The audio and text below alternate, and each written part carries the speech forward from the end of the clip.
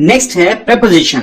Prepositions ऐसे अल्फाज होते हैं जो कि इस्तेमाल किए जाते हैं नाउन्स और प्रोनाउंस के दरमियान में, ताकि नाउन और प्रोनाउंस का ताल्लुक, रिलेशन शो किया जा सके। For example, the book is on the table. अब आप देख सकते हैं कि बुक इज ए नाउन। इसी तरह टेबल जो है ये भी एक नाउन है। अब इन दोनों नाउन्स के दरमियान रिलेशन कौन शो कर रहा है? वो है ऑन। इसे हम कहेंगे प्रेपोजिशन। अब मैं आपको बताऊंगा कि ये रिलेशन कैसे शो कर रहा है या क्या रिलेशन शो कर रहा है। फॉर एग्जाम्पल, अगर हम ऑन इस सेंटेंस में नहीं लिखते, अपार्ट फ्रॉम इट कि वो सेंटेंस कंप्लीट ही नहीं होता, लेकिन अगर इस सेंटेंस में ऑन नहीं होता तो हमें मालूम ही ना होता कि बुक कहाँ पे है। बुक टेबल के अंदर है, नीचे है, दाएं है, बाएं है।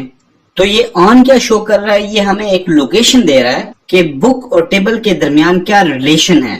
तो लिहाजा ऐसे तमाम अल्फाज जो कि नाउन और प्रोनाउंस के दरमियान एक रिलेशन शो करते हैं, उन्हें हम प्रेपोजिशन कहते हैं। नंबर 7 पे हमारे पास आता है कंजंक्शन। कंजंक्शन को ज्वाइनिंग वर्ड्स के नाम से भी जाना जाता है। इनका काम क्या होता है कि these are the words which are used to join sentences, phrases और वर्ड्स टुगेदर। ये दो जुमले, फ्रेज या इवन वर्ड्स को भी आपस में जोड़ने के लिए इस्तेमाल किए जाते हैं। इसी वजह से इनको ज्वाइनिंग वर्ड्स भी कहा जाता है।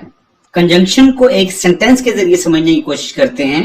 For example, I am going to bazaar but I will be back soon. तो लिहाजा इस पूरे सेंटेंस में हम पहला जुमला अगर हम कंसिडर करें, आई एम गोइंग टू बाजार एज सेंटेंस 1, और सेंटेंस 2 हम कंसिडर करते हैं आई विल बी बैक सून। अब आप देख रहे हैं कि आई एम गोइंग टू बाजार, this is a complete sentence, and the second one is I will be back सून। ये दोनों कंप्लीट जुमले हैं। अब इन दोनों को एक वर्ड आपस में जोड़ रहा है बट, तो लिहाजा इस वर्ड को हम कहेंगे ये कंजंक्शन है। तो लिहाजा कंजंक्शन हम किसे कहते हैं? कंजंक्शन वो वर्ड होता है कि दो वर्ड्स या दो जुमलों को आपस में जोड़ने के लिए इस्तेमाल किए जाते हैं। अब बहुत सारे कंजंक्शन वर्ड्स हैं, बट है, बिकॉज है, ऑफ है, बिफोर है, आफ्टर है, वगैरह वगैरह। इसमें एक और चीज भी माइंड में रखिएगा कि बहुत सारे प्रेपोजिशंस जो होते हैं वो भी एज कंजंक्शन यूज हो सकते हैं। लेसन नंबर 3 यानी कि पार्ट्स ऑफ स्पीच के जो लास्ट में आता है, number 8, last but not the least, interjection. Interjection ऐसे तमाम अल्फाज को कहते हैं जो हमारी सडन इमोशंस को या फिर फीलिंग्स को शो करते हैं। These are the words which are used to show our sudden emotions or feelings. एक ही लफ्ज के इस्तेमाल से हमारी जो फीलिंग है उसका इजहार हो सकता है।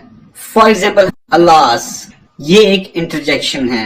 हुर्रा, अल्लास बेसिकली गम के लिए इस्तेमाल होता है और हुर्रा जो है वो खुशी के वक्त इस्तेमाल होता है। Even ouch is also an interjection, ये भी इंटरजेक्शन के तौर पे इस्तेमाल होता है क्योंकि ये भी आपकी सडन फीलिंग्स को बताता है। राइट जी, इसके साथ ही हमारा लेसन नंबर 3 कंप्लीट होता है, जिसमें हमने सीखा noun, pronoun, adjective, verb, adverb, preposition, conjunction और लास्ट में इंटरजेक्शन।